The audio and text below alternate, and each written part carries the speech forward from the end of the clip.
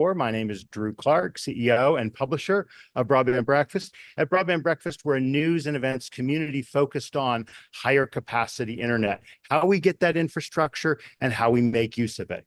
And we have a very special topic today where we're going to talk about dynamic and democratizing spectrum access through such tools as dynamic spectrum sharing. But before I go a little bit more into that topic, I want to make sure to give a shout out to the upcoming programs that we have prepared for you at Broadband Breakfast. We are live every Wednesday at 12 noon Eastern time, which of course is 11 Central and 10 Mountain and 9 Pacific. And we could go on and on, right? And I'm in Utah right now, but through the ability of good quality broadband, we can have a conversation wherever we are talking about the important issues around how we get higher capacity broadband and make sure people are able to use it. Our upcoming events on Broadband Breakfast Live Online include discussions around taxes on broadband and video,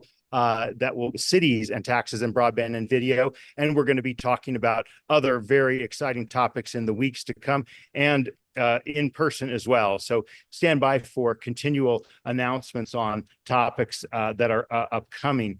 And I certainly want to give a huge shout out to the sponsors of Broadband Breakfast: Utopia Fiber, Comcast, SmartWave, Ookla, Wesco, Coos Systems, the Institute for Local Self-Reliance's Community Broadband Networks Initiative, the California Emerging Technology Fund, G-Fiber, Broadband Now, CostQuest, ACA Connects, WISPA, Broadband Without Boundaries, NCTA, the Internet and Television Association, and we're very excited to have Spectrum for the Future and talk a little bit more about some of the key issues associated with spectrum sharing and democratizing spectrum access.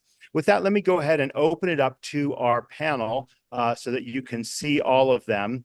And I'm going to introduce them briefly in the order that they will be speaking. And then from there, we're going to dive into a hopefully very exciting and useful discussion around how we get and make use of better spectrum access. Obviously, this has been a key issue for years, and certainly in the last 2 years, as we've had certain turmoil in our spectrum issue. But when there is less greenfield spectrum available, stakeholders really need to closely watch the opportunities for sharing in the 3 gigahertz, 7 gigahertz, 37 gigahertz bands.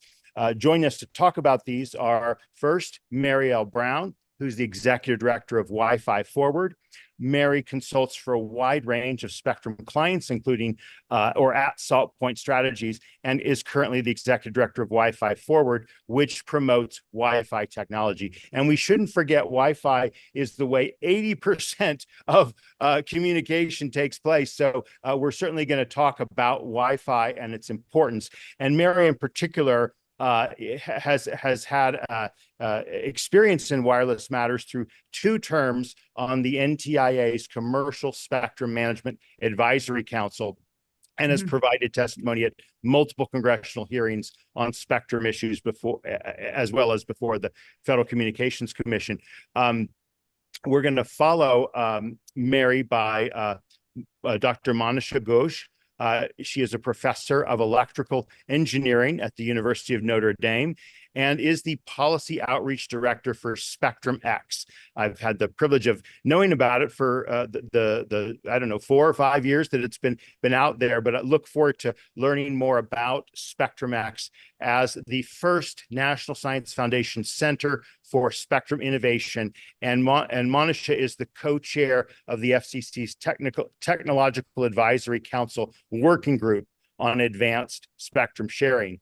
And Manisha's research interests are the development of next generation wireless systems. And again, we'll talk about that too. We'll talk about 6G. We'll talk about the role that spectrum sharing plays in these next technologies. And she is, in addition to being a professor at the University of Notre Dame since 2022, prior to that, she was Chief Technology Officer at the Federal Communications Commission and was program director at NSF.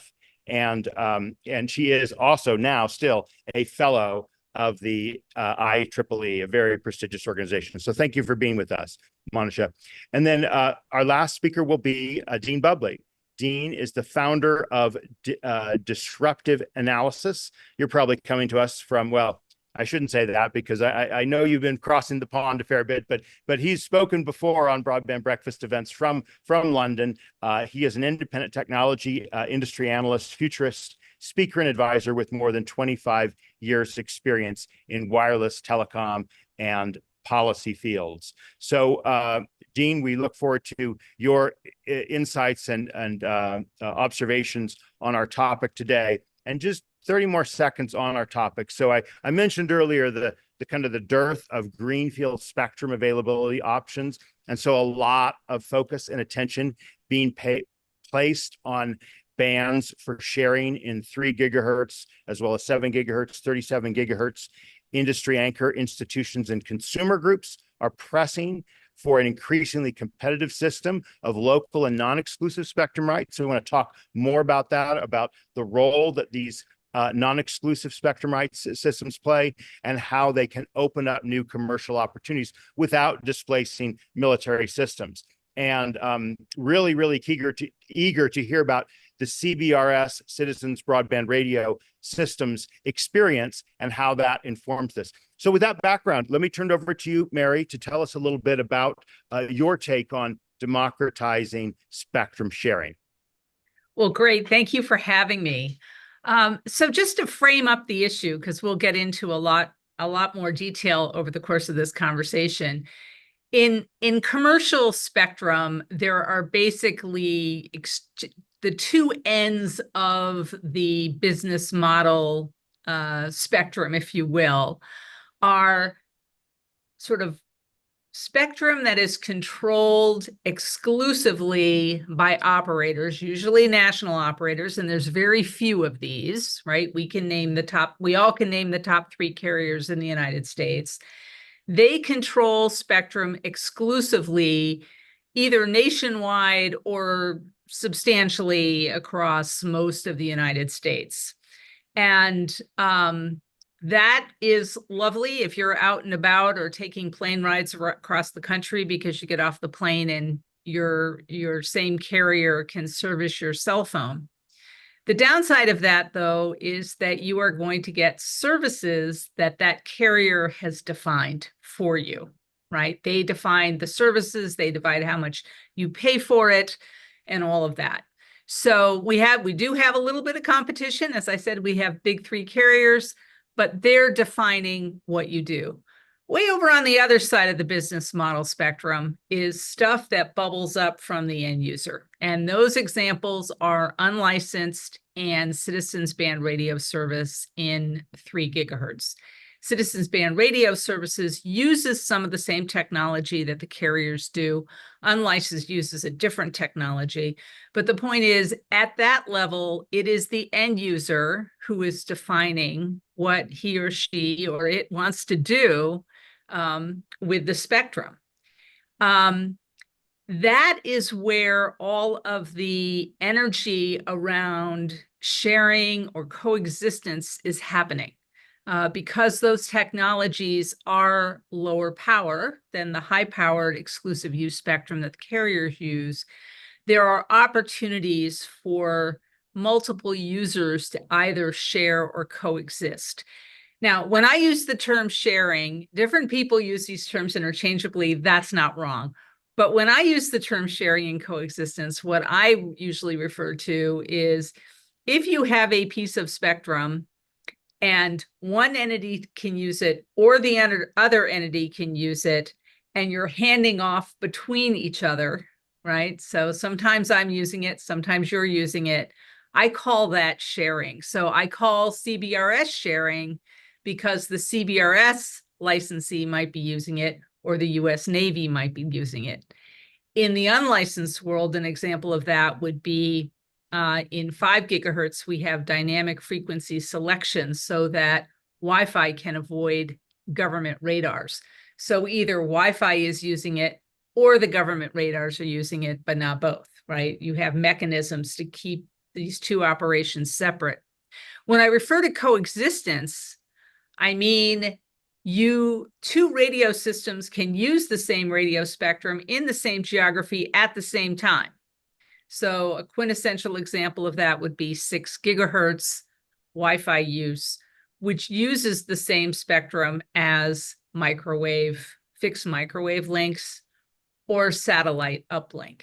So those things are all existing. They're all coexisting and using the spectrum at the same time.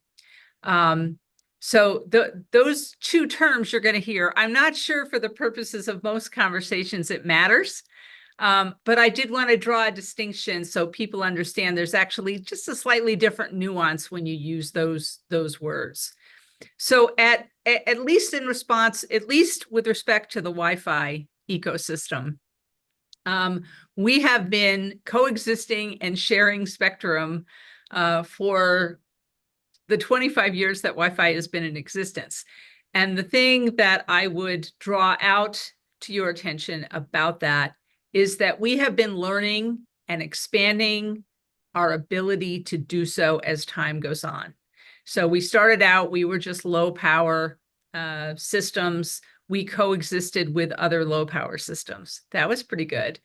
Then we learned how to do dynamic frequency selection in the 5 gigahertz band to avoid government radars. We also learned how to use antenna masks to better coexist with satellite systems. When we got to 6 gigahertz, we learned about new power levels and new capabilities that would enable us, such as indoor only, that would enable us to coexist with microwave networks. And probably the crowning achievement is we are now entering the database era with something called automated frequency coordination, which isn't quite as sophisticated as the CBRS system Monisha will talk about, but it does represent an automated way in which outdoor or higher power Wi-Fi systems can avoid microwave links. So we're quite excited about that. That has just come into commercial use this year, and we think it has a tremendously bright future ahead of it. So again, the democratic, little d democratic, user bubbled up use cases are coming from shared and coexistence. And I will leave you with the following illustration, because just yesterday I had a little bit of outpatient eye surgery, Drew, and I went into the clinic and all of the nurses had strapped over their shoulders tablet devices. And the entire clinic was running off of Wi-Fi. From the moment I got there and they started entering the patient information and kept track of where I was in the queue and advancing me to surgery and into recovery, was all Wi-Fi driven. So I was very pleased to see that. And I will come back later to talk about just how deep into our economy Wi-Fi networks have become, how important they are to GDP and a lot of use cases. But I'll pause there and let my co-panelists speak. Well, thank you very much, Mary. And Wi-Fi is, I guess, at least 30 years old. I remember first hearing about it in 1998 I'm dating myself, at Microsoft's campus, and someone was walking around with the connection going, "Hey, how are you connected?" Right? And it was a Wi-Fi implementation.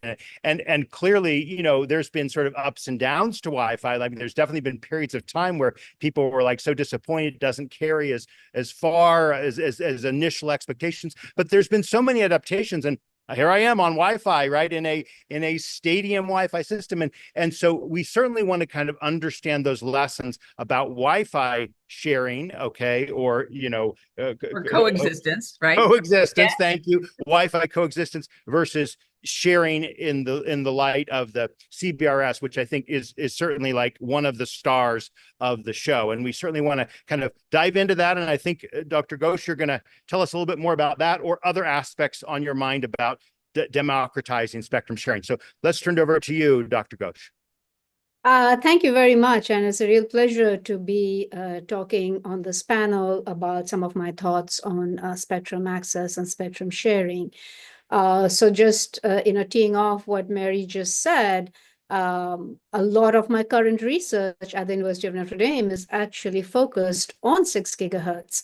You'll be pleased to hear, Mary, that Notre Dame Stadium, which hosts 70,000 spectators during football matches, has got 862 standard power access points in 6 gigahertz deployed and working. And we and my students are out there taking measurements and really trying to understand how this sharing. That's really what you're out doing during a Notre Dame game. No, just teasing. Yeah, no, that's what my students do. They carry around, spectrum analyzers and take measurements. We're going to do that this Saturday during the Stanford Notre Dame game, the home game on campus. But just to go back to what Mary said, Mary, thanks for that excellent summary of where we are with Wi-Fi and all of the advancements that have been made. But to add to that mix of democratic access to spectrum has been, at least in the US over the last 4 years now at this point, is CBRS. So this is just 150 megahertz of spectrum sitting between 3.55 to 3.7, which again has sharing and coexistence going on. So the sharing piece is, as Mary explained, there's Navy radars in there. They're mostly deployed along the coasts of the US. And there is a very sophisticated protection mechanism set up that detects the presence of these radars. So when these radars need to use the spectrum for their mission critical needs, they are ensured that they have access to it. So in coastal areas, there's a system of sensors which will detect when these radars are turning on. That information will go into a database so that any users that are using that piece of spectrum at that minute will be transitioned over to another piece of spectrum that becomes available. We also have, so that is the tier 2, tier 1 users are Navy radars. The tier 2 users are actually users that have bought spectrum at auction. So CBRS, to me, the real innovation was to prove that even shared spectrum that was available at not the high power levels that the 3 major carriers use with the nationwide licenses that they need is also valuable. So yes, it did not raise as much money at auction, but there was a healthy $4.8 billion that was raised in auction for people who wanted access to that spectrum in a more protected basis. But what was really innovative about CBRS is the third tier of spectrum users, the so-called general authorized access users, or the GAA users, that do not have to pay any money to access the spectrum, similar to unlicensed. They do still have to register with the spectrum access system, the database, which regulates what channels they can use based on whether there's a Navy radar in the picture or whether there's a licensee, the priority access license holder in the picture. But if not, they're willing to use it. So I'm in South Bend, Indiana, where Notre Dame is. And to just give an example of how the spectrum has enabled innovative use cases, the local school district during the pandemic years, they realized even though this is a city, it's not a remote area, there are networks that cover the city, there was still a sizable number of people who did not have access to broadband in their homes. So the city of South Bend, along with the school district, decided to take advantage of equipment that was available that operated in CBRS and set up a deployment just to serve underserved residents of South Bend.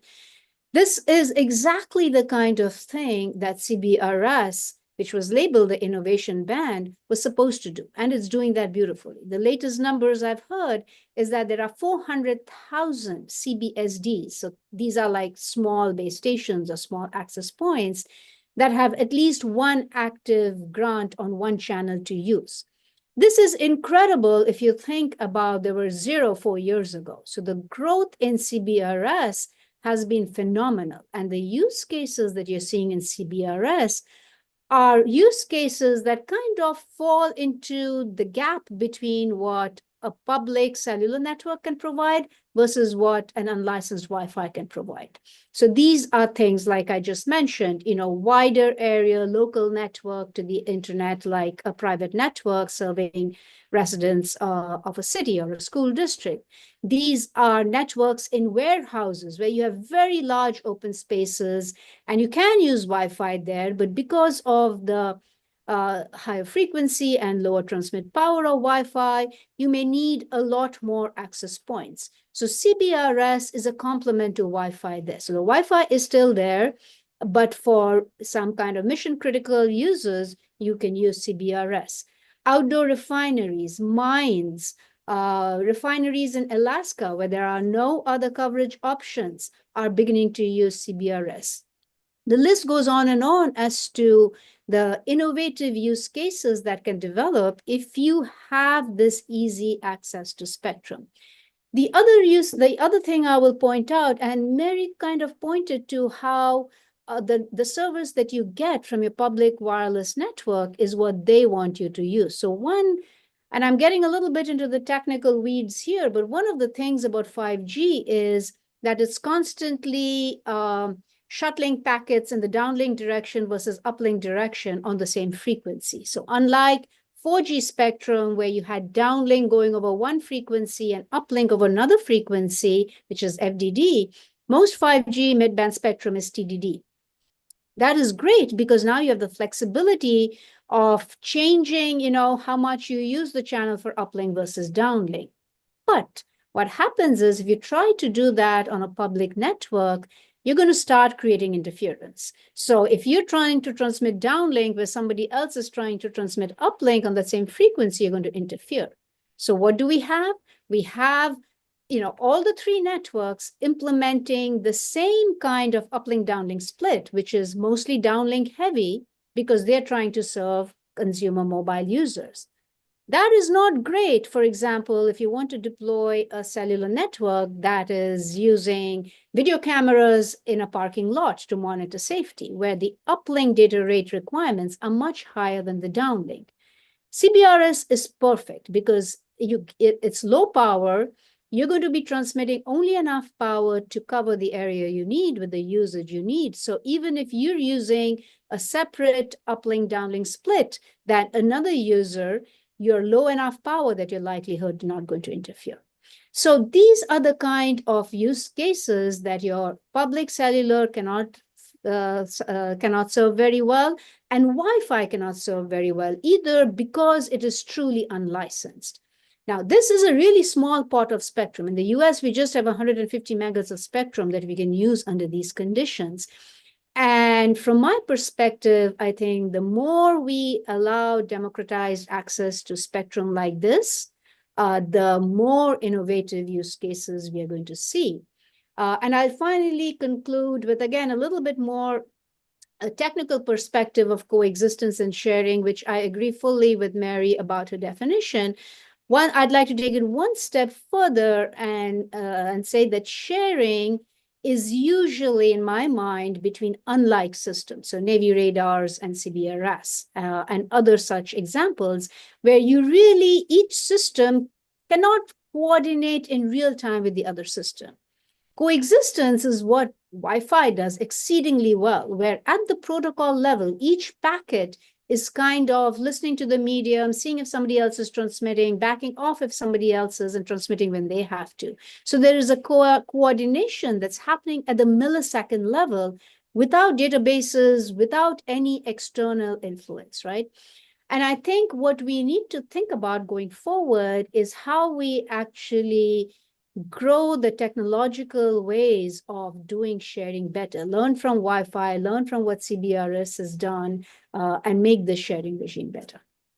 And I'll stop there and hand off to Dean, and I'm sure we'll engage in some conversations. Before we hand off to Dean, just two quick follow-ups, Monisha. One is you mentioned the 3 levels of access to CBRS and the basically exclusive. The second, is it PAL, is that right? And then the third being general GAA or general access. Authorized access. General authorized access. Could you just explain the difference between the licensed portion and the PAL license there? So the PAL, those licenses were actually auctioned. So there were a certain number of license, and these licenses were auctioned in much smaller geographic areas. So the county-wide license, not nationwide license.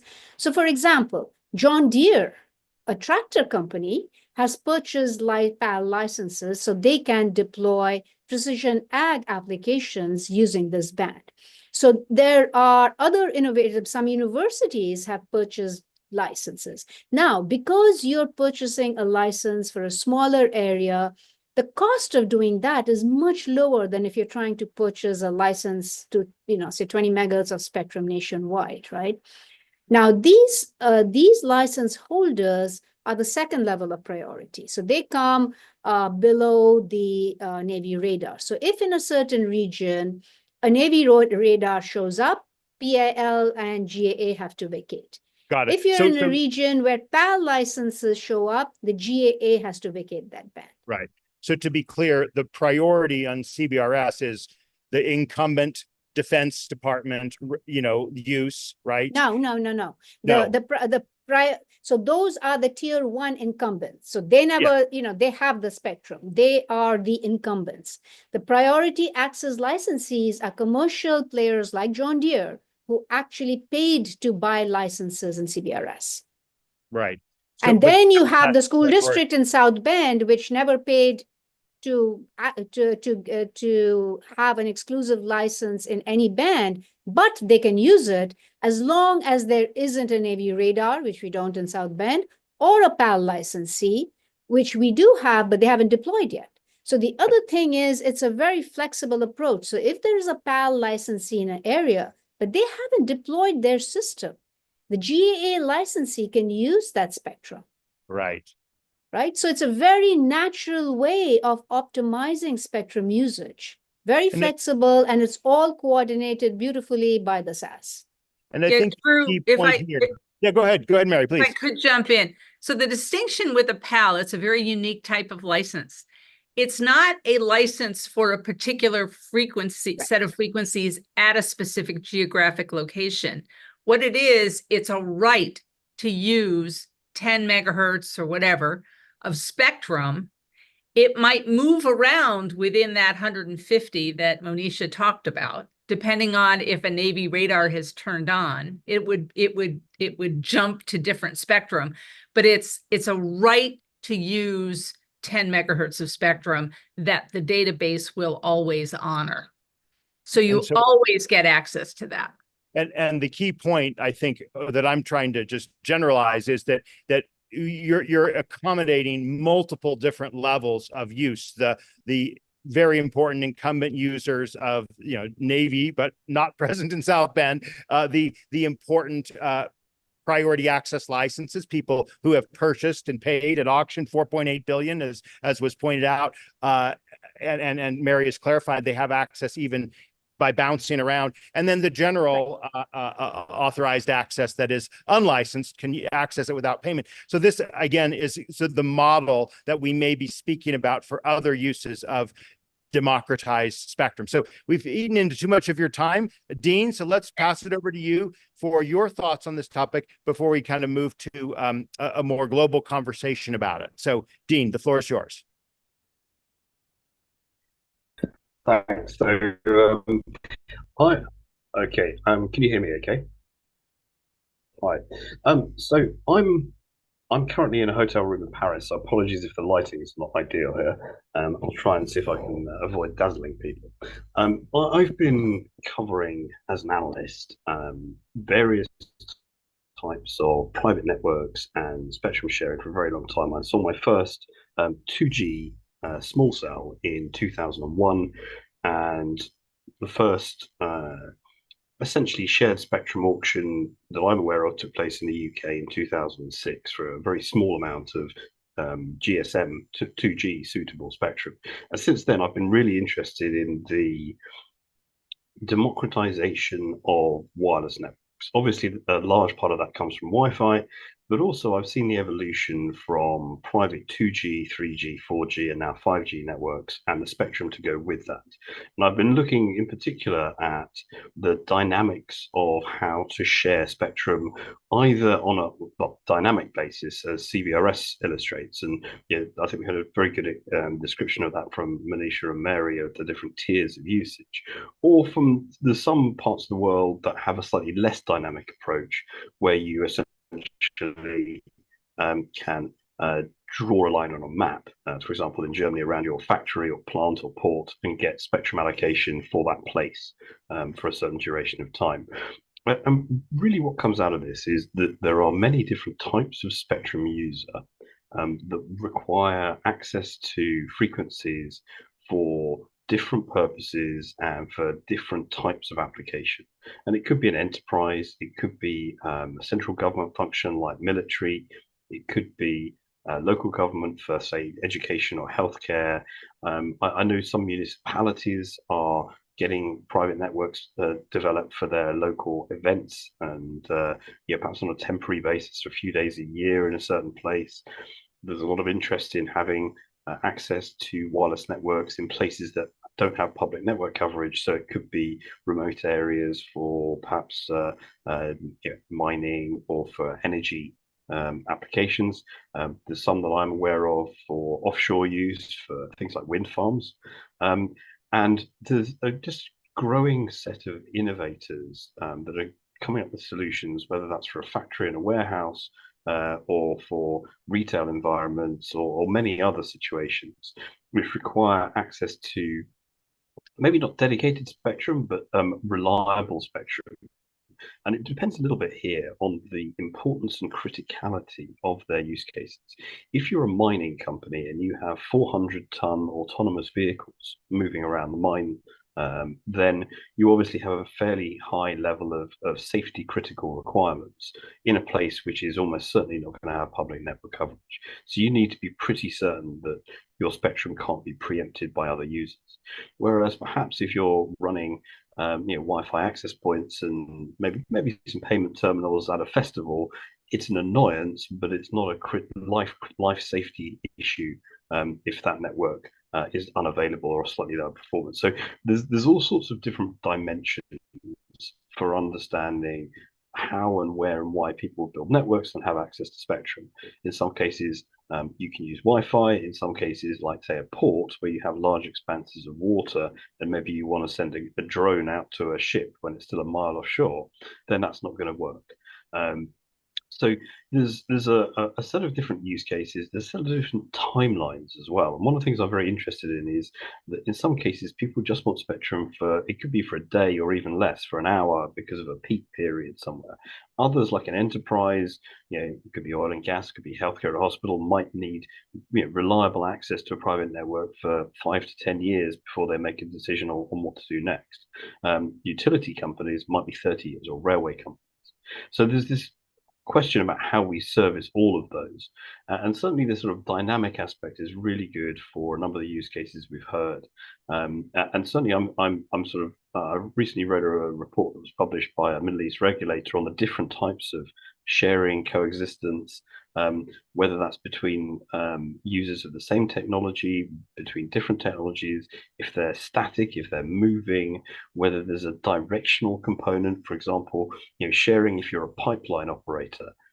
You obviously, you pretty much only really need almost like a one-dimensional network, but very long and thin, whereas there's others, if you're an airport, it's a defined perimeter that you need coverage over.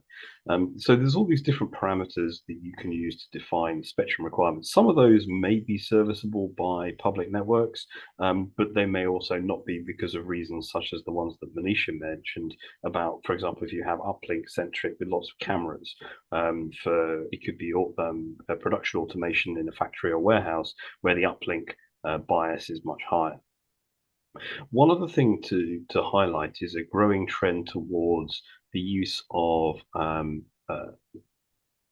dynamic spectrum or dynamically acquired spectrum for purposes which sort of bridge the divide between public and private networks. So I'm following the evolution of neutral host models, particularly for indoor or on-campus use, where you need connectivity, perhaps from your public network provider, but in places where it's difficult to provide coverage because of propagation effects. Maybe a building is a modern one where the windows and the walls are heavily insulated, so you're essentially in a Faraday cage. And there's an argument for the building owner to either build or contract to have an indoor network, which sort of acts as almost like a roaming function for the external providers, or perhaps can be aggregated with a small amount of outdoor to indoor network. And that's an emerging trend. The other thing I'm looking at is towards the later versions of 5G and then 6G, which I'm doing a lot of work on defining what 6G might look like, who would be using it, who would be deploying it. And my view is that 6G is going to inherently be much more democratized than 5G has been in terms of accessibility by multiple different classes of service provider, enterprises, governments, perhaps cooperatives and others. And we should be designing the 6G, both the policy environment, but also the technology to be, you can call it sharing native, both in terms of the spectrum, but also in terms of the infrastructure. There's a side benefit here, which is that we'll also perhaps use less energy. And one of the goals for 6G that I'm a big fan of is to reduce energy consumption on networks. And if you can share resources in a more smart way, whether those resources are the radios, I say the spectrum, but also backhaul and the electronics needed to power them, that's quite a powerful argument as well. There's a whole range of other things I could talk about, but I think, particularly around, say, 6 gigahertz in some parts of the world may have a sharing model, whereas in the US it's allocated to unlicensed use. There's a lot of discussions around military use of spectrum, particularly in the 7-8 gigahertz band, where I know, for example, but not just in North America, but in Europe, NATO is a heavy user of that band, and clearly there's a lot of issues around practically not just keeping that spectrum, but there's an argument that the defense sector may well need additional capabilities from wireless for future battleground use, but also training and bases, and also to do what's called obfuscation, because you don't necessarily want your opponents to know what spectrum you're using for what purpose, because it leaves it vulnerable. So a certain amount of flexibility and optionality is important there as well. So I'm going to leave my initial comments there and throw it over to questions. As I could probably talk about this like the other two speakers for days at a time. Well, let me jump in with the quick question that I think is relevant overall, and then maybe we'll dive into specific spectrum bands. From an economic perspective, what value does a spectrum sharing framework offer versus the traditional clear and auction and give exclusive full power licenses? In other words, are there any relative weighings of costs and benefits of these two alternative models? And I would love everyone's thought on that. I mean, my view is it depends on whose frame you're taking from. Is it from the point of view of an existing service provider, where obviously there's models in terms of subscription-based services, primarily sort of outdoor or mobility related? If it's enterprise, then it's likely that you have to think about value as part of a solution. For example, if you have a port with a private network, there might only be 100 connections from high-def cameras and maybe some vehicles and cranes and so on. But as we've seen recently, the value of a port is millions of dollars a day. And if you can improve the efficiency, or you can enable a ship to come in and off, in and out of port 30 minutes faster, there's a huge value to both the port operator, but also the wider economy. And that's also an issue in terms of valuation, is whether you talk about, say, auction receipts to the Treasury, or tax receipts from enterprise, or social benefits in terms of improved access to education, healthcare, and so on, which is much more difficult to value. So I would say it really depends on what lens you are looking at, whether it's from an economic point of view or a social point of view. So Drew, Wi-Fi Forward just looked at the exact question that you asked. And because unlicensed spectrum does not have an auction value associated with it, you actually have to go behind what unlicensed spectrum delivers in the economy and take a look from an economic value point of view about what it's delivering in order to have any sense of this.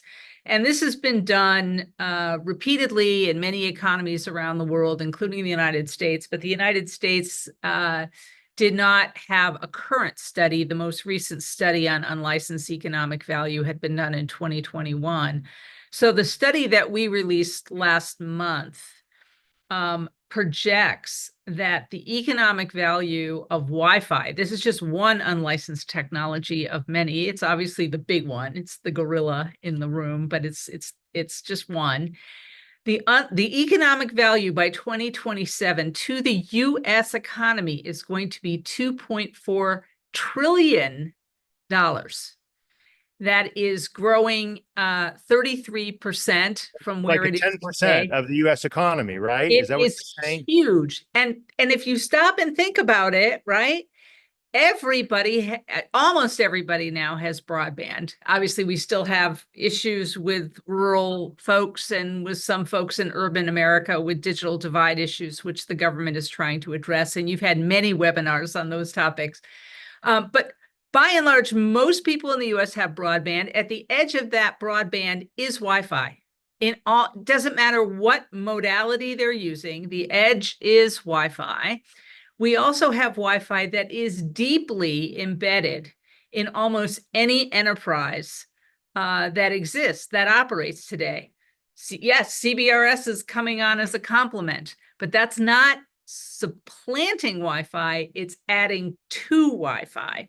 So we measured a gross domestic product impact of $624 billion. That's just the gross domestic product impact. So these numbers are astonishingly large, but when you stop and think about how deeply into the economy Wi-Fi has embedded itself, it kind of makes sense. These are really important numbers for people to understand because, again, it's about users taking the technology, defining the networks, defining the problems they want to solve, and putting the spectrum to work the way they want to. And that has proven to be an enormous recipe for success in the Wi-Fi world, and it's proving, and we're seeing it again in CBRS. Right. Great. If I might just add some more to that. I think this whole balance as to how much you're getting at auction for a piece of spectrum and what it delivers, to the GDP is quite nuanced. And I don't think we've done a great job of really separating them out into the pieces of, who is willing.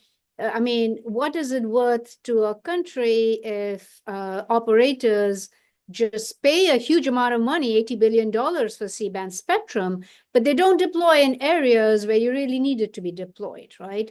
So I think that examination of how this spectrum gets actually used to benefit users needs to be done more carefully. And to me, that's really an open area to, taking the numbers that Mary has and try to look between the lines and see what exactly does 1 megahertz of spectrum buy you. Right. So we at Broadband Breakfast try to always explain essential terms and back up and avoid acronyms, right? And so I'm about to dive into an acronym heavy topic, which is the 3 gigahertz, 7 gigahertz, and 37 gigahertz bands. And we always, I don't know if others do this, we always use the GH capital Z to reference the place on the spectrum dial. And when we're talking about a unit of measurement like 300 or 10 megahertz, we use lowercase letters just because it's confusing, because megahertz, gigahertz are both a place and a measurement of amount. And so CBRS is currently, as I understand it, at 3.5 gigahertz to 3. I may get this wrong, 7, right? 3.55 to 3.7. Excellent. 3.55 to 3.7, or in other words, that's basically 150 megahertz. 150 megahertz of space in CBRS. Okay, so now when we're talking about other places for sharing type systems, again, we've flagged the 3 gigahertz, 7 gigahertz, and 37 gigahertz bands. What are we talking about here? And what are the realistic options? And then we'll get into some more of the politics going on. But let's just talk about other places besides 3.55 to 3.7, okay? So one of the pieces of spectrum that's really under consideration in the US as part of the National Spectrum Strategy, which is 3.1 to 3.45.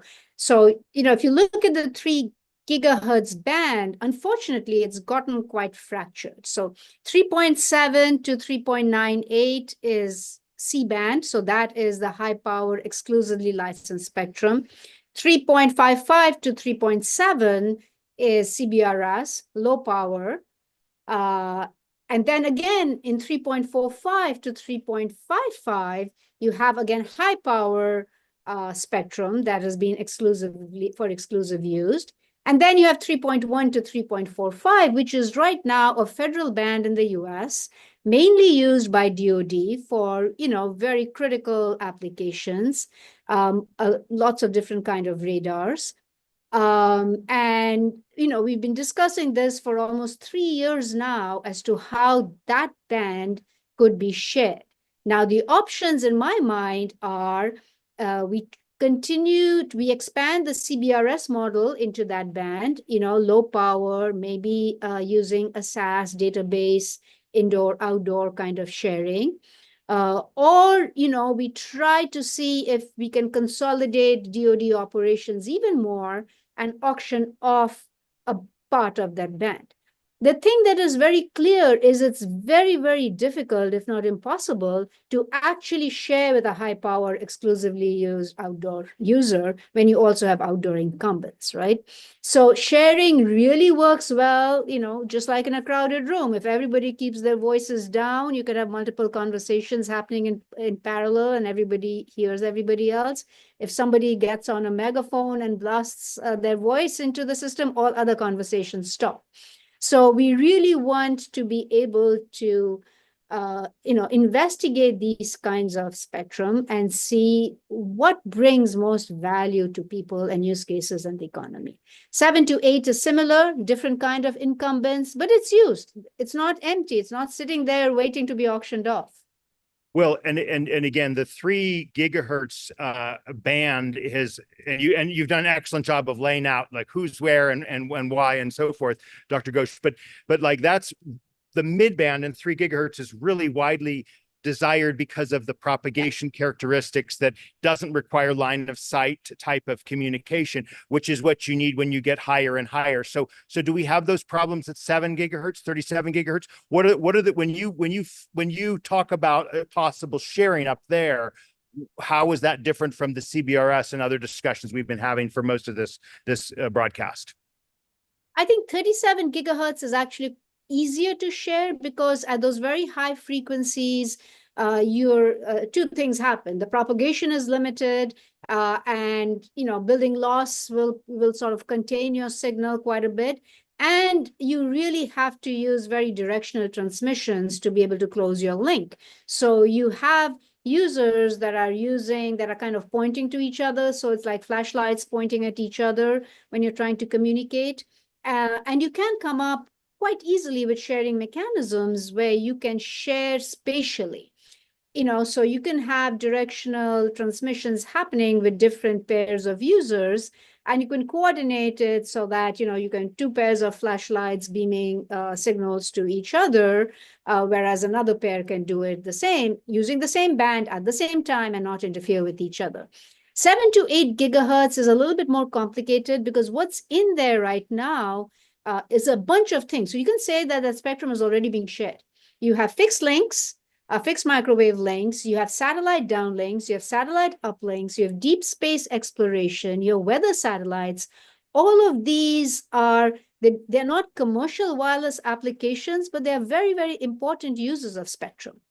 And when we look forward to how do you now share with the commercial use, I mean, again, just given the amount of time I've spent on 6 gigahertz and I've seen how well low power indoor works, it seems a natural extension to me to think that low power indoor, and it doesn't have to be unlicensed. So that's where maybe I'm a little bit different, in my perspective, in that low power does not necessarily have to mean unlicensed. It could be licensed, and we've seen that in CBRS, that people are willing to pay money for spectrum, even at lower power.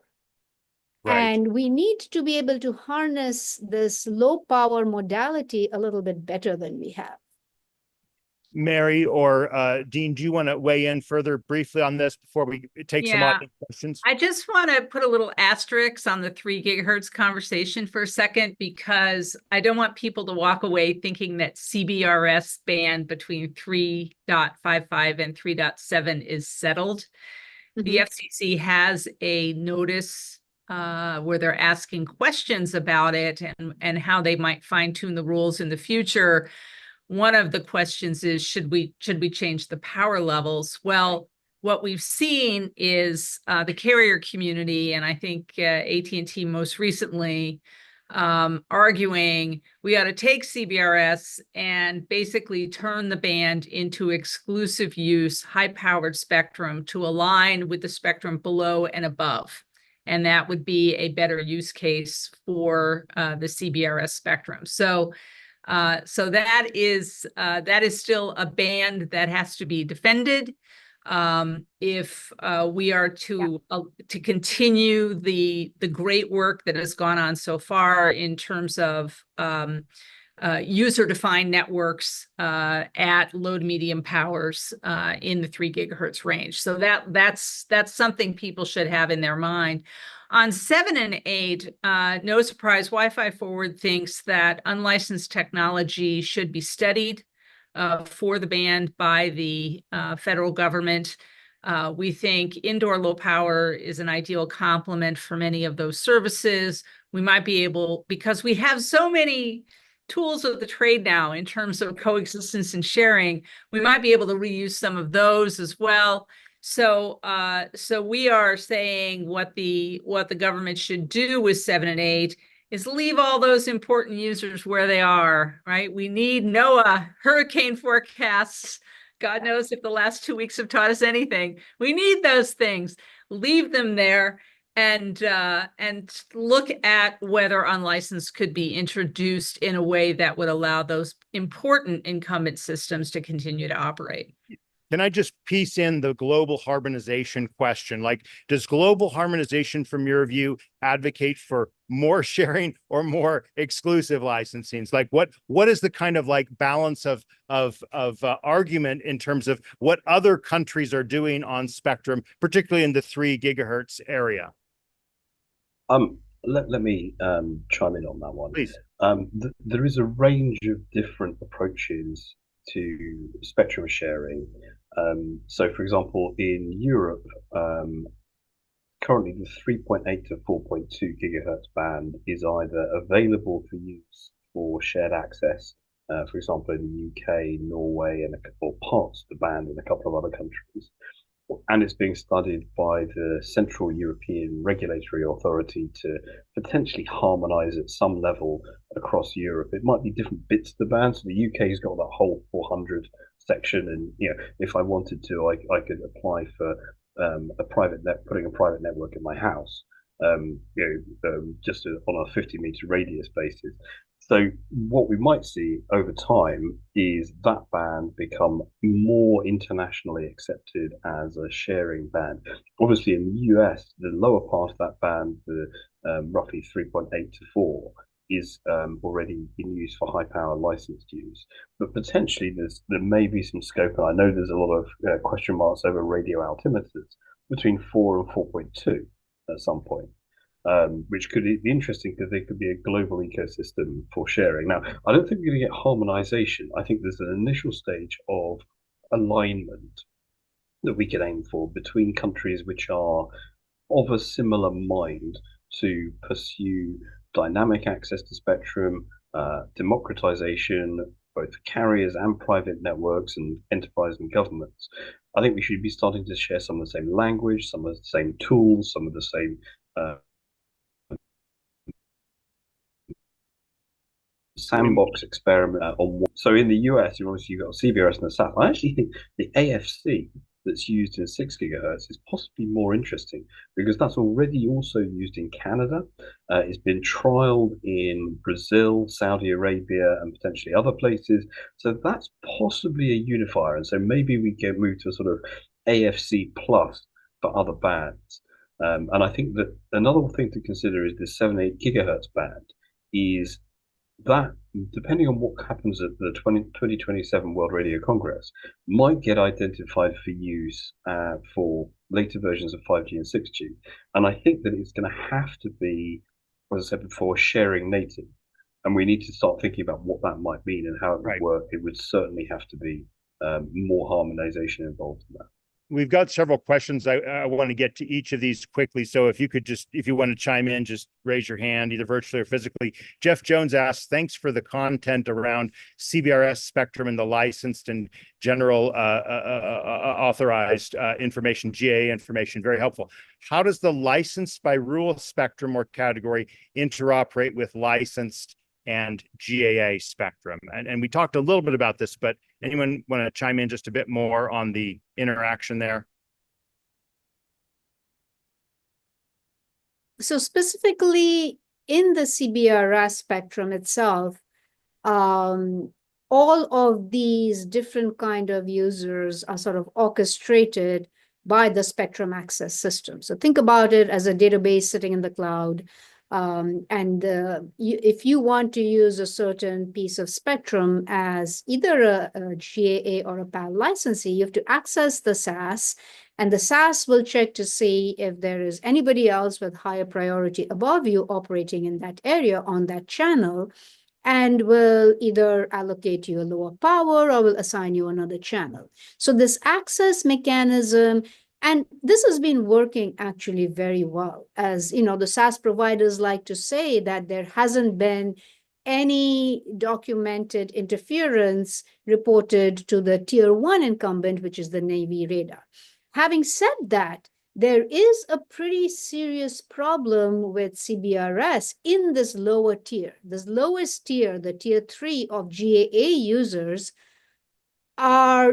there is a coexistence issue there because most of these systems being deployed have just taken 4G or 5G and plunked it into this band without realizing that now you're operating in a shared spectrum environment. So when Dean and when I talk about spectrum sharing native, it is to design at the protocol layer the radio mechanisms level, at the radio and protocol layer, much like Wi-Fi has done for unlicensed, right? Yeah. To design in mechanisms at the fundamental physical and MAC layer operations, so that if I'm a GAA user and the SAS has told me I can use this channel because there's no higher priority user, but the SAS has also told another GAA user you can use that channel because the SAS does not coordinate this coexistence between these level 3 users. Yeah, it coordinates upwards, but not laterally. Right. Great. Right. And so now these GAA users are left to themselves to figure out how to coordinate. And it's going not so well. That could be improved. We have a question for Mary about WiMAX. Did it die or did it morph?